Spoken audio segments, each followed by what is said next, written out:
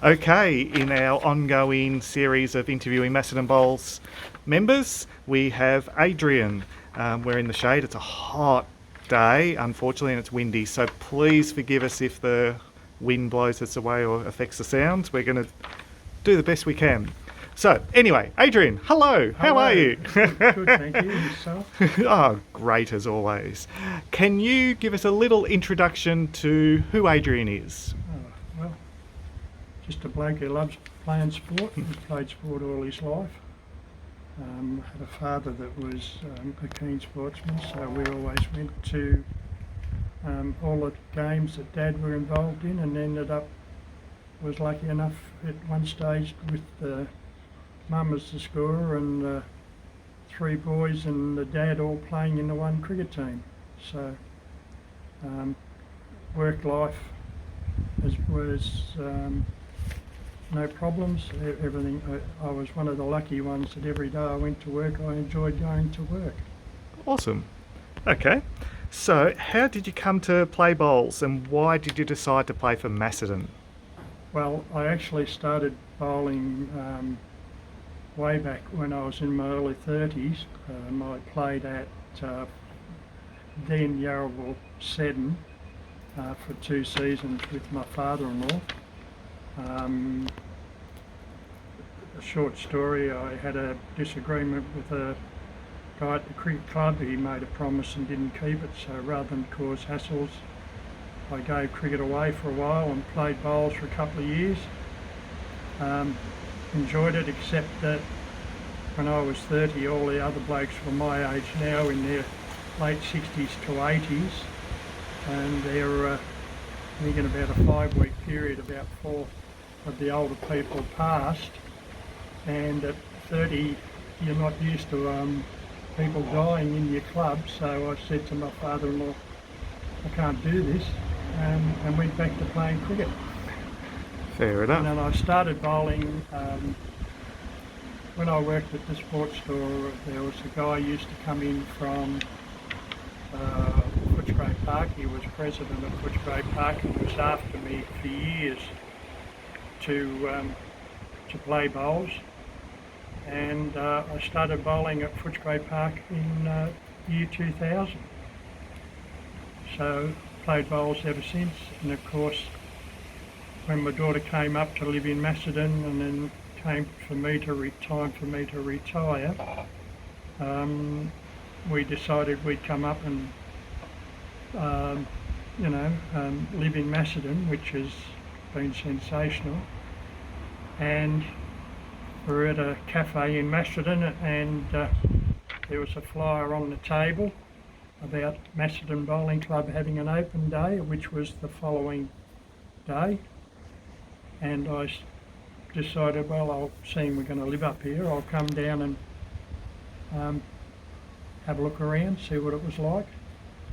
And it was amazing. The first bloke I walked in who greeted me on the ramp was a fella named Dave Clements. And Dave went back, I played cricket as when I was a junior. Dave was, I think, 8 years older than me. So he was a senior, but I was playing cricket in the morning with the boys and cricket in the afternoon with the men, and Dave was one of those men I played against. So I had an instant, I knew somebody, and it turned out when I come in there were a couple of blokes that were playing here, that one of them I played football with his brother as a young bloke, so again I knew him as well, and there were, I can't remember who the other one was, but there was somebody else, so it was just an easy fit. You're already connected. Oh yeah, so and when you come from a place to a new place, Maz was really thinking, what are we going to do? We've got to meet all these new people, so we were lucky we were invited to come to their presentation night here, and instantly we knew 40 odd people. So it's just been, like putting your hands into a pair of gloves. Easy. How long have you played for Macedon now? We came here in 2007, but I finished playing the season down at Footscray Park because I'd started the season. So I really started playing here from 2007-8, I reckon it was. Yep. Awesome. You've mentioned you've been was involved in cricket. Tell us a bit more about the cricket? How did you get involved? How long do you play? Oh, well, as I said earlier, Dad was a mad sports person. Dad played sport for the love of the game. Winning was good, but it wasn't the main thing. The main thing was to be part of the team, and we just grew up with it. I started playing under 16 cricket in the Churches comp, which was in the Footscray Cricket Churches Association, and then after I got out of the juniors, I virtually went into then the Footscray Cricket Association, which was a different competition, and ended up playing at West Footscray after a few years at another club, and was heavily involved there. I was president there for I think 7 years. I started as president at 19 because I was, I think, the third oldest player in the club, and the second oldest was my cousin, who was only 5 months older than me, and there was a guy as a school teacher, so he would have been 25 or 6, but he'd had enough with kids at school rather than be involved as running the club, so he was just a player, so it was left up to us to do it. So that's what I did, and I finished playing when I got married and moved to Avondale Heights. I ended up playing there for probably 3 or 4 years, 5 years, and after I finished playing there, I had a couple of years off, and got involved with umpiring cricket. And I started umpiring cricket in the women's comp because working Saturday mornings at the shop, the women didn't start until 2 o'clock, which gave me time from finishing at 12 to have some lunch, get my gear and go to wherever I had to go to umpire. So I umpired in the cricket for I think 4 years. Was lucky enough to do a couple of their top division finals, and got a call from the guy who was the coach of the Victorian Cricket Association umpires, a fellow named Bill Smythe, who was an ex-Shield umpire, and invited me to go to district cricket. The only problem was district cricket started at 11, and I had to work, but luckily I had a boss that said if you're prepared to have a real crack and see how far you can go, I could have Saturday mornings off and have it, give it a shot. Yep. So I took that on. Was lucky enough to umpire a grand final in the 4th 11 in my first year, and then next year I graduated to the seconds, going through the thirds to the seconds, and then the year after I started umpiring in the seniors. Very hard to get finals in the seniors because it was the Shield umpires that used to get the top division, like the first grade cricket was always finals were always umpired by Shield or Test umpires, which we had when I was umpiring. We had 2 international umpires umpiring at the time, so if they weren't umpiring tests, they were umpiring the finals in the district. So, yep. But then I got a call one day from Bill Smythe again, asking me if I'd like to do a 4-day game, Victoria versus New South Wales in the second 11. And I said, well, because of work, I don't know that I can. But I said, I'll talk to the boss and I'll get back to you. And anyhow, I was talking to Dennis, and Dennis said, well, why are you asking me? You've got the option, take it. Yep. So lucky enough that he gave me the 4 days off and paid me, which was sensational. And had a wonderful 4 days of umpiring, almost, probably the second or third tier of cricket, which was unbelievable. And in the game, did the players all agree with your decisions? Of course not. I think the higher you go, the less inclined to think that you know what you're doing. Well, they seem to know what you're not doing or whatever. Fair enough.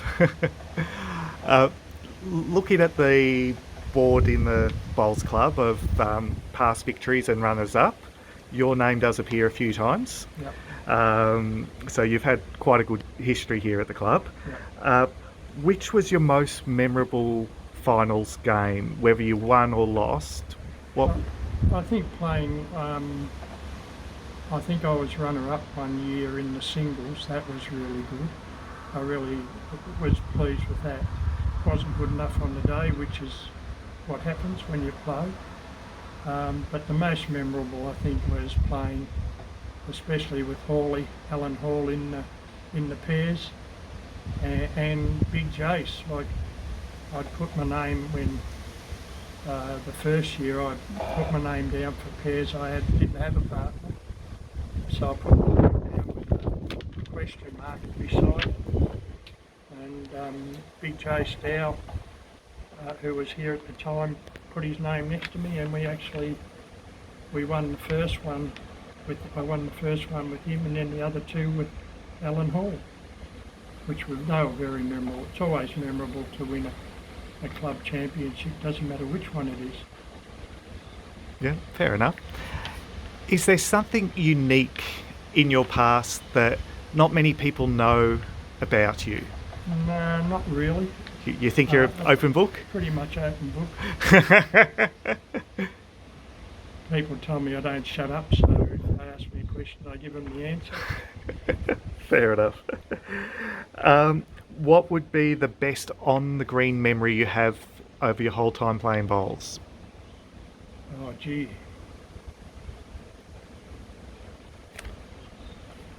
Oh, the best memory is every time I play bowls, I get to play with a great bunch of people. They were a good club at Footscray Park, and I've often said, and I mean it, I'm quite sincere about this, that I've been in clubs with my dad and my family, my brothers, virtually since I was a little kid. I've been in probably half a dozen, maybe more clubs over the years, and without a doubt this is the best club I've ever been in.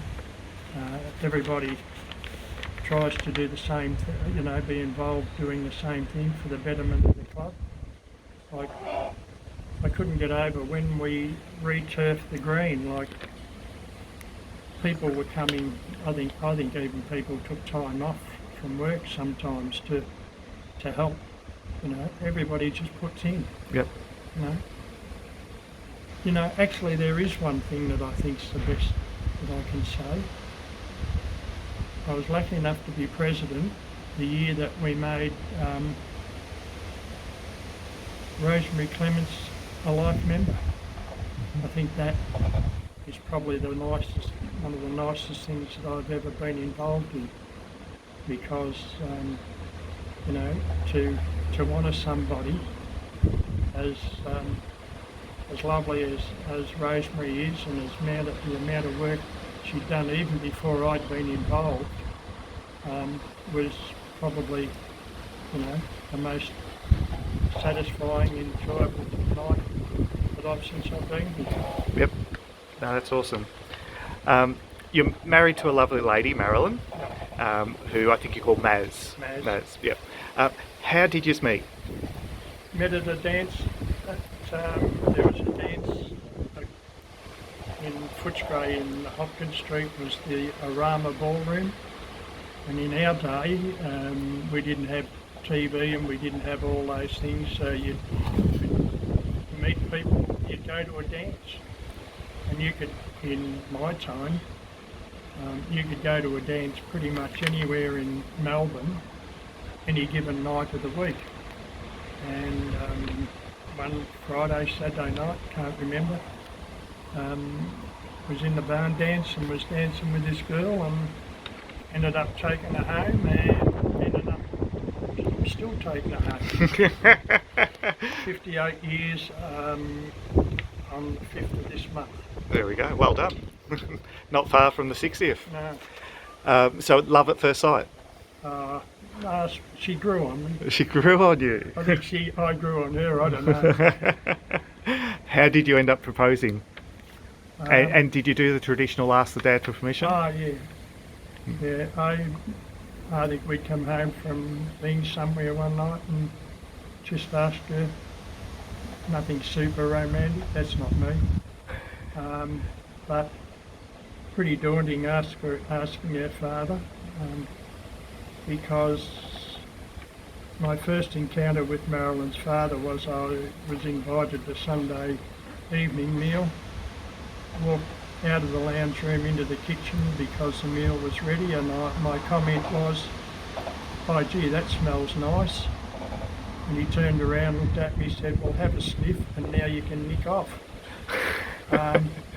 Which my then future mother-in-law I thought was going to hit him with a spoon, but to ask him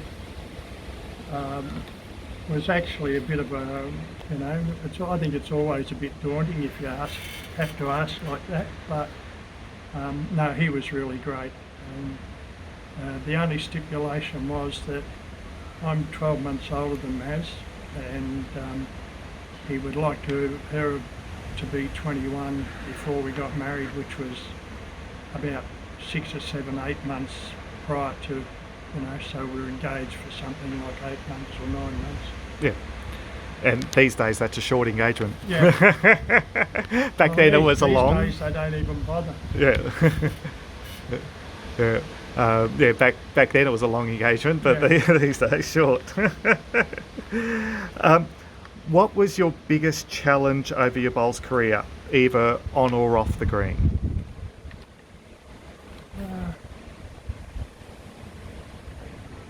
No, I don't look at it that way. I just turn up every Saturday. Dad always told me, the first thing Dad said, I got beaten in something. I had a pretty bad run at cricket one year, and I started to get down on myself a bit. And Dad said, "Are you trying your best?" And I said, "Yeah, but it's not working." And his comment at the time, he said to me, "Who's the most famous sportsman that you know?" And I thought about it and I said, "Oh, probably Muhammad Ali, because he just won everything." And he said, "You're right, but in the end he lost as well. So even playing against the best, they still can lose. So as long as you try your best," and that's what I try and do every time I play. If I win, I win. If I don't, well, I know I've tried my best, so I don't have any recriminations. Yep, fair enough. Obviously you got married 58 odd years ago. Do you remember the day? Do you remember? Yeah, it was a lovely day. Yeah. Bit of a breeze, not like today, but a bit of a breeze. I got married in the church down in Francis Street in Yarraville, and had something like 100 odd people turn up. The only problem was I wasn't aware of that the church, the hall that we'd hired for the wedding breakfast or whatever they called after the wedding, they went down to set up in the hall, and there was one trestle table and 15 chairs. So at, I don't know, 10 o'clock in the morning there was an absolute panic because, with over 100 people coming, that wasn't anywhere near adequate. But thankfully Marilyn's father being involved at Macedon, and he was involved in the railways for over 50 years, or just on 50 years, knew a lot of people, and knew somebody in the council down at Altona, and we actually got the council hall, and that afternoon they set it all up for us, and we actually had our wedding night at like dinner at the hall down in Altona, Awesome. which was awesome, and I didn't know anything about it until I got to the wedding. Last minute save. Yeah. Like many, wedding leads to children. So you've got 2 boys and 2 girls. 2 girls, then 2 boys. 2 girls and 2 boys. Give us a rundown on the 4 children, their names. Well, the oldest is Vanessa. Vanessa is a kinder teacher, and she's been teaching off and on since, like she's had 3 children, and while the children were coming to school age, she wasn't working, but she worked for the council in Werribee. They live in Werribee. She worked in the council down there, and she got a call for somebody when her youngest, Jack, went to the Heathdale Christian College. She wasn't working at the time, and one of the kinder teachers had to have a knee operation, so they asked Vanessa, seeing Jack was going to kinder and the other 2 girls were older, so they were going to the college, would she fill in for the last term. That last term has turned into probably, well, Jack's now 23, so probably 16, 18 years she's been a kinder teacher there. Yep. Bron, who we live on Bron's property, she came up here in over probably nearly 30 years now ago. Bron's a policewoman. She's always been a policewoman. She's, I think she's clocked up just on 33, going on 34 years. She's a leading senior detective working in the domestic violence unit at Kilmore at this stage. She doesn't have any children, but her husband, who was a farmer, has now sadly got, pretty sure that he's got Parkinson's disease, early onset. So she's, I think, finishing up her job in, I think it's August, I think, to become his full-time carer. So sadly, when they should be really looking forward to enjoying their life, this has come along. So Yep. it is what it is. David worked with me at the sports store for quite a few years.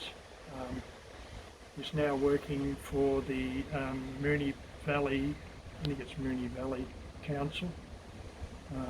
He sits on he was an arborist, had all the tree things. So he used to run around doing all the trees, looking after the trees in the Moonee Ponds area. He's now apparently sitting on a tractor drive, cutting grass. He always said he wanted an easy job where he could not do too much and get paid, so he's doing all right.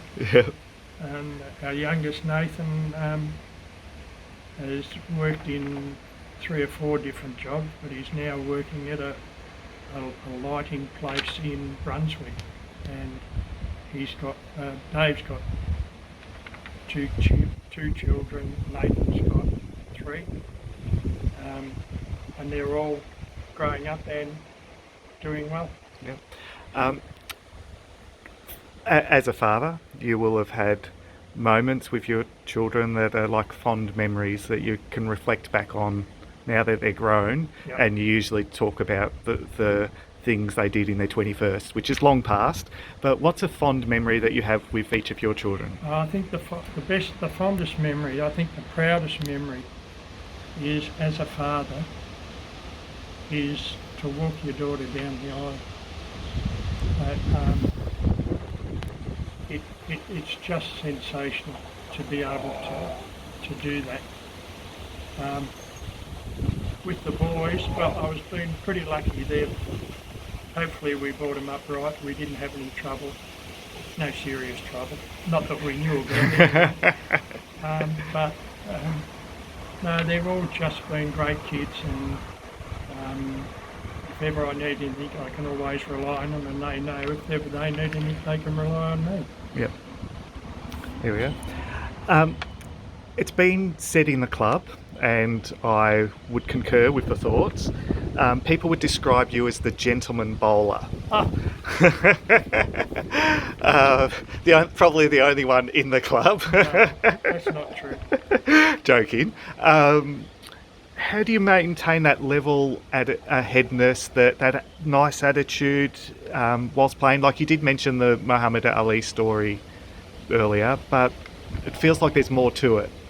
No, just a natural upbringing. You know, you respect who you play. You enjoy the game. Why do you play the game? Because you enjoy it. And that's the way I see it. I mean, I try and treat people as I like to be treated. Simple as that. Yeah, no, fair enough. What would you say was the best game of bowls you've ever played? Every game I play, it's the best game I played, because I try to do the best I can each time. Yep. You've got 8 grandchildren. Yep. Sadly, one isn't with us anymore. Yeah. Due to unfortunate event. Yeah, sadly, he got taken over by alcohol, and in the end it destroyed all his organs, and sadly passed away. Yeah. But of the remaining, do you have some fond memories you'd like to share of the other grandchildren? I think the nicest thing is I had my 80th birthday in November. We had it at Ron's house, which is 15 metres away from my house. What a journey. Yeah, the fondest memory is that every single one of those kids and my family, there wasn't one person in the family, in the immediate family, that didn't turn up. And we had a wonderful night. What else can I say? Yep. No, it's great having that family support. Brilliant. Yeah. The friendships we make at Macedon are a big part of why we stay and why we get involved. Who are the people that have made your experience at the club even better, and why? Take your pick. Well, originally it was Dave Clements, because I knew Dave. But you got to hand it to people like, when I was asked to apply to be president, there was Ian Guymer and Graham Hobbs. Graham was the treasurer, Ian was the secretary. Now, you don't come across people so dedicated like those two blokes that were and still are. And I think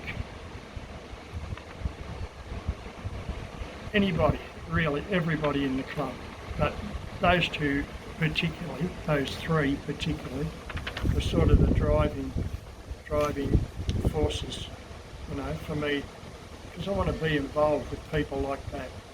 Even yourself, even you get a call, mate. Fair enough. Now we're going to be stretching your memory, taking you back into your distant past. Yeah. You grew up in West Footscray. Yep.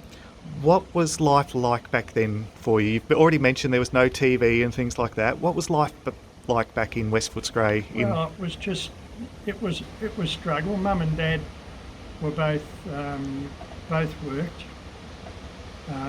We didn't have much, but what we had we enjoyed. We were lucky enough that Dad had bought a little Bedford ute, and they'd put a canopy over the back of it. And in them days... And you all slept in the back of that? Oh, well, not really, because Mum and Dad, they bought a tent, which was at the time, I can remember, it was 12 by 18 foot tent, and they'd made things in it so you could have different rooms. Like there were 2 bedrooms and virtually a kitchen, living area, because you lived outside. And we went away every Christmas for 3 weeks, toured all over Victoria, went into South Australia, went to a few places in New South Wales, all in the back of the Mum and Dad driving, and everything was packed, and there was about maybe 2 foot at the most gap in the back, and the 3 boys used to sit in the back. Nowadays they would absolutely crucify you, but that was just normal practice them days. And with my 2 older brothers, it was you got up, you had brekkie, you went to school, come home, played until you had to go in for dinner, and then you'd be outside playing again until it got dark, and then you'd go in. Yep. That was just how life was then. Yep. Everything was quite easy, as far as... I don't even remember having... as I said, we didn't have much, but I never ever wanted for anything, so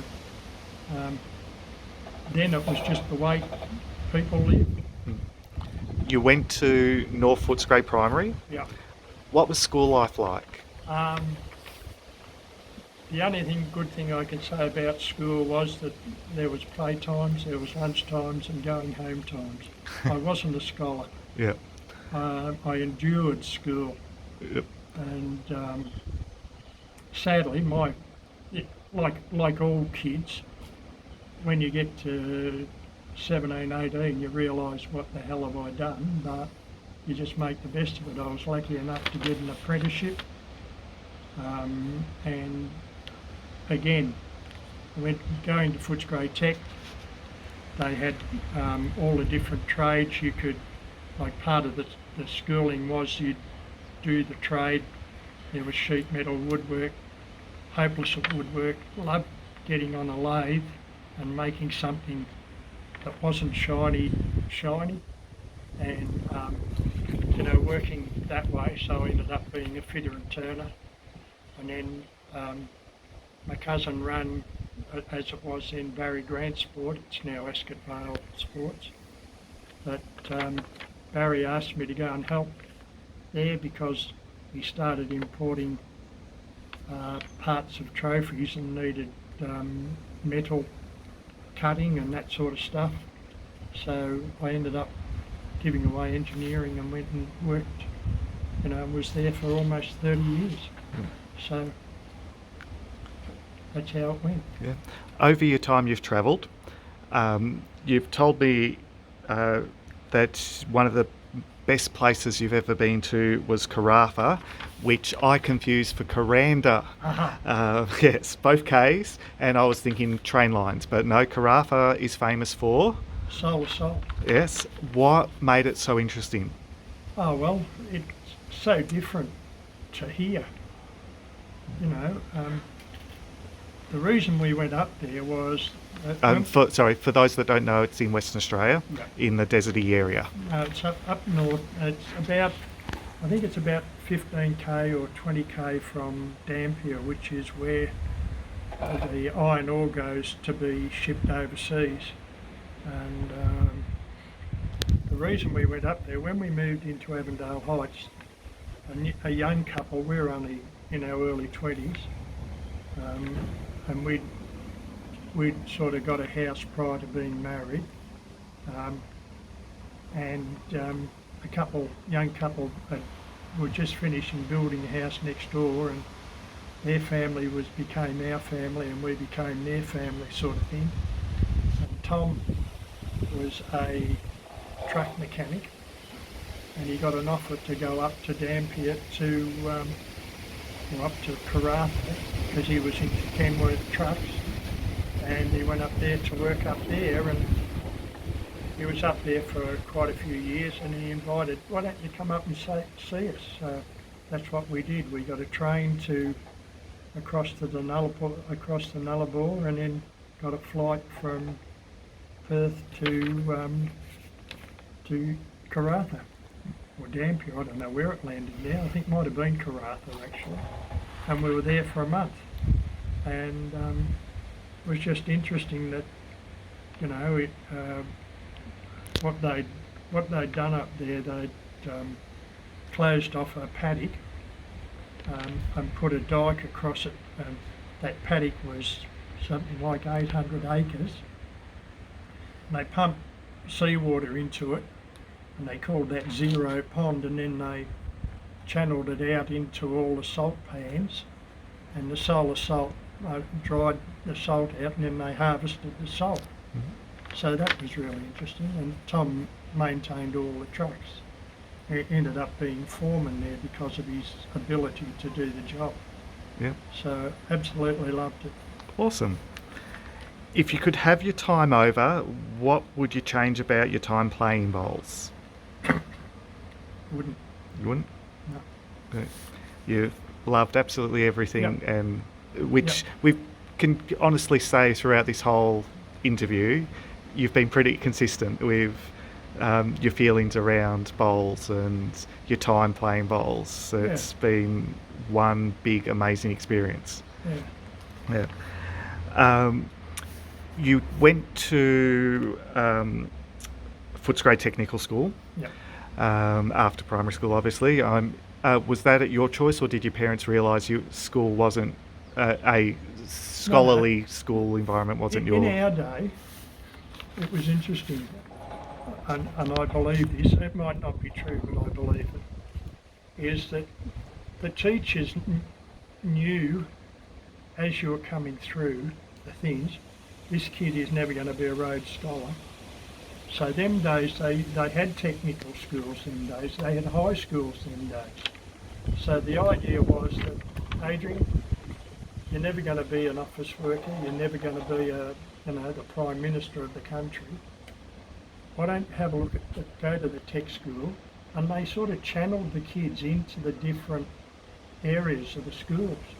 And I think, that was how it was done them days, and sadly I think probably now, if that had been maintained, maybe there wouldn't be as much trouble getting apprentices and all that sort of thing like they do now.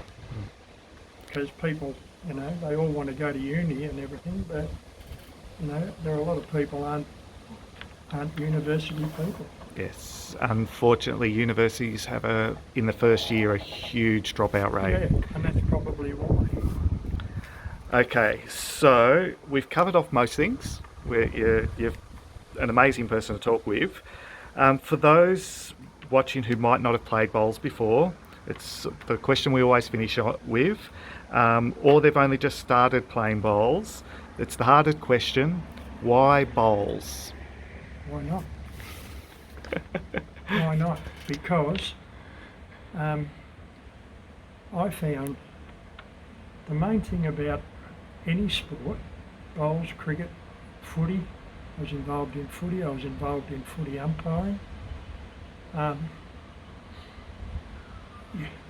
You're amongst a community, it's the old saying, it takes more than it takes a village to raise a person, not just the parents. And it's like that in the club. You can come to a club, whether it be any sport, bowls, we're talking now particularly. Well, I actually started bowls. I finished umpiring cricket in the end of 92, 93 and didn't do anything for 7 years. And it was really the first time, apart from probably 2 years when I finished cricket before I started umpiring cricket. It's the first time in my sort of sporting life that I had 7 years off, and rather than going to the reception, I ended up going to weddings and going to things rather than going to the afters. I went to the things, And I had 7 years of that, and in the end Maz said, for goodness sake, will you start doing something because you're driving me nuts. No, she probably didn't say that. But anyway, as I said, this chap Rob Ward, his name was, he was president at Footscray Park. His daughter was a swimmer in Sunshine. He was involved with the Sunshine swimming because of his daughter. He used to get all the trophies. And he kept saying to me, Adrian, when are you going to come and play bowls? When are you going to come and play bowls? Anyhow, he come in one year and he said to me, I got a question to ask you. And I said, well, I got a question to ask you first. And he said, oh, righto, what's the question? I said, when does practice start? And that's how I started playing bowls. And haven't regretted 1 minute of it. No, it's awesome. Loved every minute of it. Yeah. Thank you so much for talking to us today, Adrian. I hope the wind hasn't affected it too badly, but we'll see in post production. But it has been a pleasure, and I look forward to seeing how you go in the rest of your career. Thank you very much. Thanks, mate. Thanks, Adrian.